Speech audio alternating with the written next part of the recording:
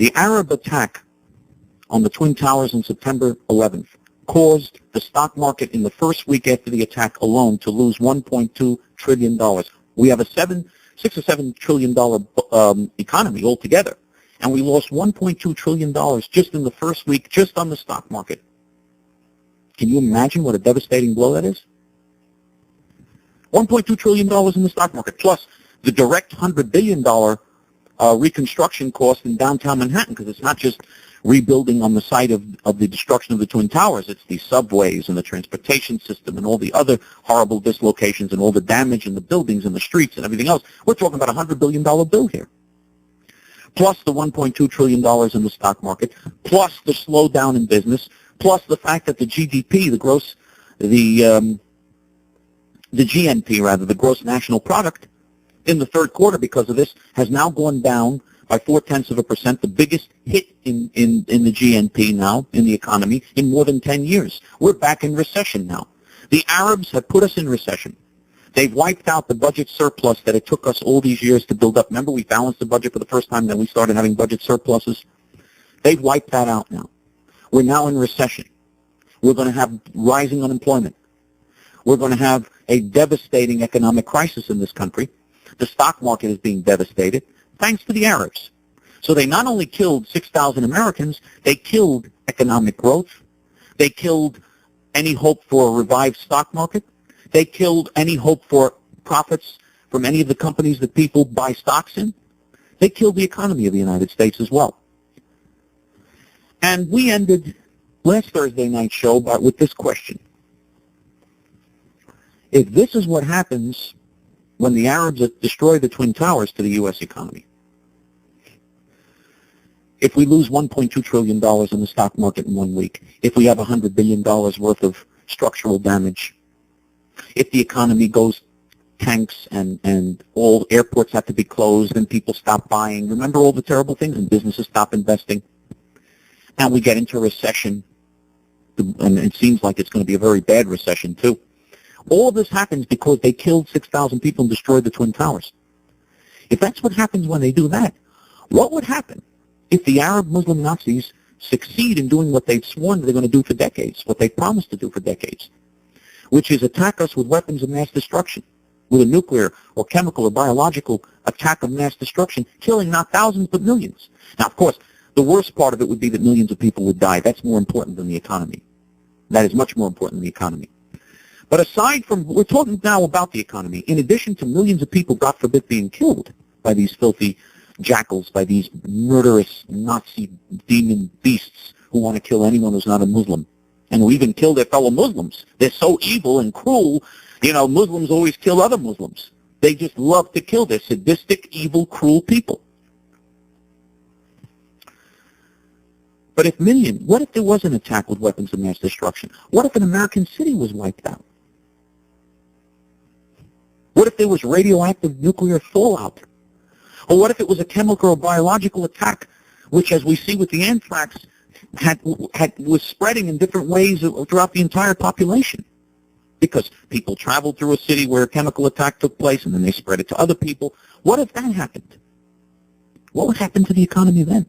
If killing thousands with a conventional attack using planes as a weapon leads to a deep recession, leads to massive stock losses, what will happen if they kill not thousands, but millions? I'll tell you what will happen. We will have another Great Depression. Not a recession, but a depression for the first time since the 1930s. And the depression, if they killed millions, the depression would literally make the depression in the 1930s look like small stuff. The economy of this country would be crushed. Crushed. There would be a collapse in the economy. Insurance companies would be unable to bear the burden. The costs would be so overwhelming, all the insurance companies would be on the brink of bankruptcy. Without insurance companies, the economy can't function. Banks would face the brink of bankruptcy. They would be unable to function. All the corporate lending institutions would face this problem. Regular retail businesses and consumer businesses would face bankruptcy. Stocks would plummet to the point where stocks, even the so-called safe stocks now, The big standard safe stocks in the Dow, for instance, would go down and lose all of their value. There would be panic buying like you've never seen. The devastation, and we're talking about on the Dow and in the NASDAQ, the devastation would be unbelievable. Unbelievable. You would see complete panic in the economy, a refusal of people to buy, an end to buying homes, an end to purchasing automobiles.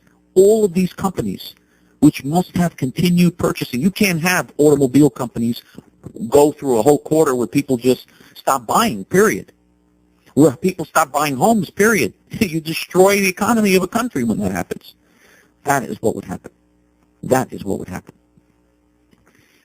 And then, well, then you say, well, okay, but the government will bail the banks out. The government will bail the insurance companies out. The government will bail these big companies out, like they're doing now with the airline industry. They can't bail the whole economy out. We have a $2 trillion federal budget. Our economy is many times the size of the $2 trillion federal budget. You could not raise taxes enough to bail out all of these big private corporations. We would be unable to do it. We wouldn't be able to handle it. We would face absolute economic catastrophe and collapse beyond all words. The prices of your homes would plummet. Your homes would be worth much less. Tax revenues would go way down. Bankruptcies would skyrocket to levels we've never seen before in American history. Banks would start charging, the interest rates would be almost zero, but nobody would be borrowing. We would face complete disaster. Not only that, even your money in the banks may not be safe if this happens. Because your banks are FDIC insured. What if the FDIC can't cover the costs of banks going bankrupt because we have multi-trillion-dollar losses in the economy? Trillions. Each trillion, for those of you who went to the public school system, is 1,000 billions. Each of those of you who are classmates of Al Sharpton, a trillion is 1,000 billions. A trillion is a million millions, okay? A million millions is a trillion, or 1,000 billions is a trillion. A multi-trillion-dollar body blow to the American economy? The FDIC, the federal government, could never bail us out of that one. We wouldn't have the money. The federal government couldn't handle it. We don't have enough money to deal with that. Our economy is built in a way where we could not handle something like that. It would take us many years to recover. And now let me let you in on another dark secret. America survived the Great Depression of the 1930s. But if we had an economic slowdown like that again in this country, it's not a slowdown, an economic collapse like that again. If that happened again, America would not survive this time. Do you know why? The America of the 1930s was an America with religious faith. It was an America of patriotism.